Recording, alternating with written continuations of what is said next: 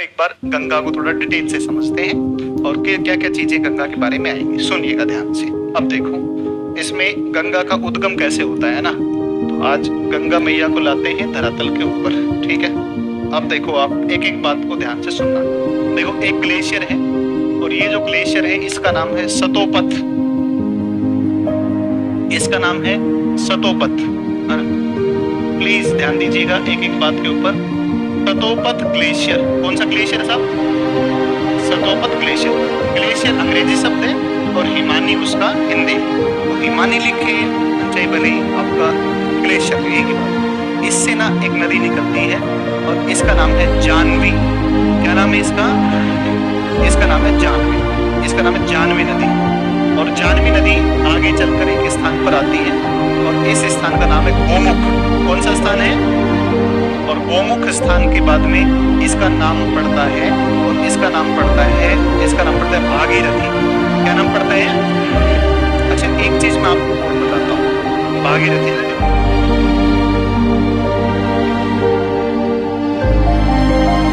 अच्छा अच्छा अच्छा अच्छा अच्छा अच्छा गलती हो गई, गंगोत्री, कोई बात नहीं, गलती हो गई, कोई बात नहीं।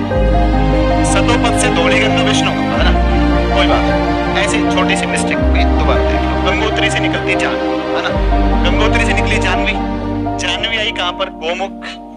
गोमुख के बाद नाम पड़ा इसका, यहीं पर इसी स्थान पर माना जाता है कि भागीरथ जो थे उन्होंने तपस्या की थी, उसके बाद गंगा का धरातल पर क्या हुआ था? अवतरण हुआ था। तो भाई गोमुख, गोमुख के बाद नाम पड़ा भागीरथी। अच्छा एक बात और ध्यान दो कि जब गंगा बंगाल में जाती है और बंगाल यानी कि पश्चिम बंगाल में जब जाती है तो एक डैम आता है फरक्का, और फरक्का के बाद बंगाल में गंगा को वापिस इसका नाम भागीरथी पड़ता है। अच्छा बक्सर का जो युद्ध लड़ा गया था 1700 और प्लासी का 1757, इनमें से कोई एक युद्ध था जो भागीरथी के तट पर लड़ा गया था। 64 बार लड़ा गया। इतिहास में आप प्लासी लड़ा गया था ना, भागीरथी किनारे। इसका मतलब क्या हुआ? इसका मतलब ये हुआ कि भागीरथी अब युद्ध लड़ने के लिए तो ऐसा तो है नहीं कि सिराजुद्दौला और वो सब कलाई वलाई जो भी थे लड़ रहे थे, वो ऐसा तो है नहीं कि वहां से चलकर उत्तराखंड गए होंगे भागीरथी के तट पर। बंगाल में लड़े, इसका मतलब बंगाल में लड़े, तो बंगाल में गंगा का नाम वापिस से क्या पड़ता है? भागीरथी। तो ये भागीरथी इसका फिर से नाम पड़ता है। अब ये आगे चलती है भागीरथी, आगे चलती है और आगे चलेगी। चलो इसको यहीं पर रोक लेते हैं और इसमें एक नदी आकर के मिलती है और इसमें मिलती है, इसका नाम है बेलंगना। मैं आपको बोलने का अवसर दूंगा, केवल सुनिए। बेलंगना, ठीक है ना, ये है बेलंगना। मैं आपको बोलने का अवसर दूंगा, अभी आप प्लीज एक बार सुनो ध्यान से। मैं आपको दिमाग में छाप लेना है बढ़िया तरीके से ना, पूरा प्रॉपर याद कर लेना है। देखो ग्लेशियर कौन सा? ग्लेशियर कौन सा? गंगोत्री ग्लेशियर से कौन आई? कौन आई? जानवी। कहां पर आई? इसके बाद नाम है भागीरथी मिली। दो नदियों का संगम, यूजीसी नेट ने पूछा एक बार कि दो नदियों का संगम कहलाता है प्रयाग। क्या कहलाता है? और जो सबसे बड़ा प्रयाग होगा उसको बोलेंगे प्रयागराज। सबसे बड़ा गंगा यमुना सरस्वती, गंगा यमुना सरस्वती। एक और है आपको प्रयाग बताता हूँ, और ये आता है वाराणसी। कौन सा आता है? वाराणसी है ना, वाराणसी है। और यहाँ पर भी त्रिवेणी संगम है। क्या है इसके ऊपर भी? त्रिवेणी संगम। इसको मैं साइड में लिख दे रहा हूँ, त्रिवेणी संगम। नोट्स में कहीं लिख लेना इसको भले। वाराणसी में एक होता है त्रिवेणी संगम, प्रयागराज में भी त्रिवेणी संगम होता है, लेकिन ऐसा मानते हैं कि सरस्वती नदी वहां पर विलुप्त हो गई है। धरातल पर दो ही नदियां दिखती हैं, एक गंगा और एक यमुना। और वाराणसी जो है ना, वाराणसी में भी त्रिवेणी संगम। किस किस का त्रिवेणी संगम होगा उसको सुनो एक बार। एक तो होगी गंगा है ना, एक गंगा, एक होगी वरुणा और एक होगी 80। आपने सुना होगा ना 80 घाट, सुना है 80 घाट? देखो देखो, गंगा, वरुणा, 80, तीन नदियां मिलकर के एक त्रिवेणी संगम बनाती है। कहां पर? वाराणसी। वाराणसी का नाम ही बिगड़ता बिगड़ता बनारस हो गया है, ठीक है ना। और इसमें देखो आप, एक है वरुणा और एक 80। वरुणा 80, वरुणा 80, वरुणा 80, वाराणसी हो गया। समझ में आ गई बात? तो जहां गंगा में वरुणा और 80 मिले और 80 मिल रही है वो वाराणसी। 80 घाट भी कहाँ पर है? बनारस के। वरुण और 80 के बीच में शहर बस गया जिसका नाम है बनारस। ठीक है, चलिए इसको लिख लेना। फिर वाराणसी में 3 नदियों का संगम, गंगा, वरुणा और 80। चलो, ये बिलंगना नदी है। जहाँ 2 नदियां मिले उसको बोलते हैं प्रयाग। क्या बोलते हैं? प्रयाग। यहाँ जो प्रयाग बनता है उस प्रयाग का नाम है गोविंद प्रयाग। क्या बोलते हैं इसको? गोविंद प्रयाग। गोविंद प्रयाग। अच्छा, गोविंद प्रयाग हो गया, ये तो बात होगी यहाँ तक। अब सुनिए आप थोड़ा सा आगे ध्यान दो। इस तरफ आप चलेंगे, इस तरफ, ठीक है, इधर। तो यहाँ से एक ग्लेशियर पड़ेगा जिसका नाम है कौन सा? इसका नाम है सतोपत। कौन सा ग्लेशियर का? हाँ, इसका नाम है कौन सा? सतोपत। ये है सतोपत, ठीक है, ये है सतोपत ग्लेशियर, ठीक है। तो जो सतोपत ग्लेशियर है ना, इस सतोपत ग्लेशियर की अगर बात करेगा तो ध्यान दो, सतोपत ग्लेशियर, ठीक है। इसकी अगर बात करेगा तो सतोपत ग्लेशियर से एक निकलती है धौलीगंगा और एक निकलती है कौन सी? विष्णु। एक निकलती है धौलीगंगा और एक निकलती है कौन सी? विष्णुगंगा। तो इस तरफ से ये है आपकी धौलीगंगा, है ना, धौलीगंगा।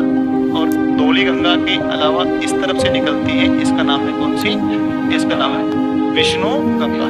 धौलीगंगा और विष्णुगंगा जहाँ पर मिलती हैं इसको बोलते हैं विष्णु प्रयाग। कौन सा प्रयाग है? विष्णु प्रयाग। इसका नाम है विष्णु प्रयाग। इसका नाम है विष्णु प्रयाग। तो धौलीगंगा और विष्णुगंगा जहां मिलेंगी वो प्रयाग कौन सा है? विष्णु प्रयाग। दोनों मिलने के बाद कहलाती हैं। अब इसको कहा जाता है अलकनंदा। क्या कहा जाता है? दोनों मिलने के बाद कहलाएंगे अलकनंदा। कुछ जगहों पर आपको ऐसा मिल सकता है कि अलकनंदा और विष्णुगंगा मिलकर और विष्णु प्रयाग बनाते हैं। तो मेरे हिसाब से तो बिल्कुल एग्जैक्टली ठीक नहीं है, लेकिन अगर ऐसा मिल जाए अलकनंदा में विष्णुगंगा मिलती है तो आप उसको मान सकते हैं, आप उसमें कंफ्यूज मत होना, ठीक है ना।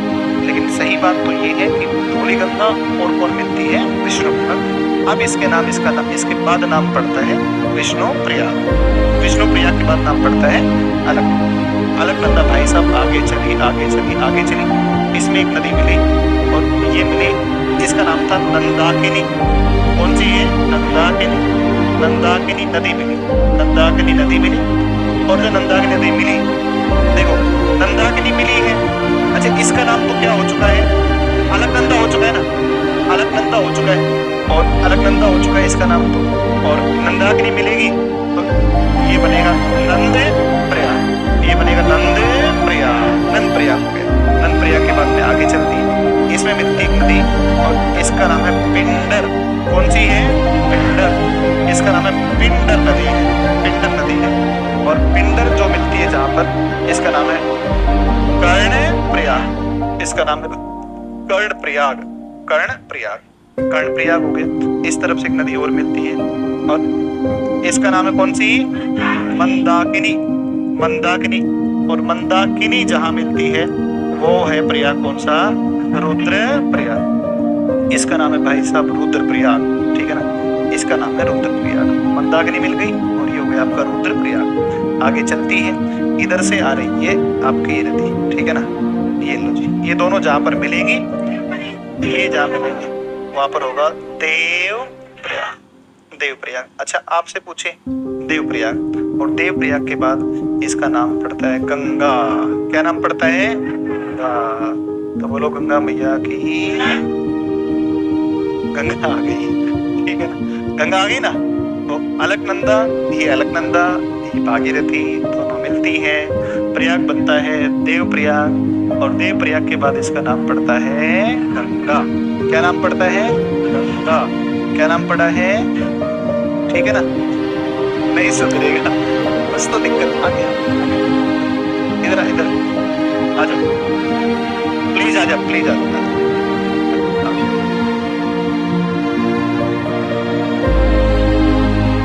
क्या चाहता है? मारने का मरने का। इधर बैठ जा, चल बैठ जा, बैठ जा, बैठ जा। अरे मैं मार दूंगा, बैठ जा। आराम से पालती आलती पालती बना, बैठ जा, बस बैठ जा, बस। अब सुनो इधर, ये नाम हो गया देव प्रयाग, है ना। इसका नाम देव प्रयाग हो गया ना। और यहाँ से नदी कौन सी होगी आपकी? अब एक बार मैं बोलता हूँ और आप सारे लोग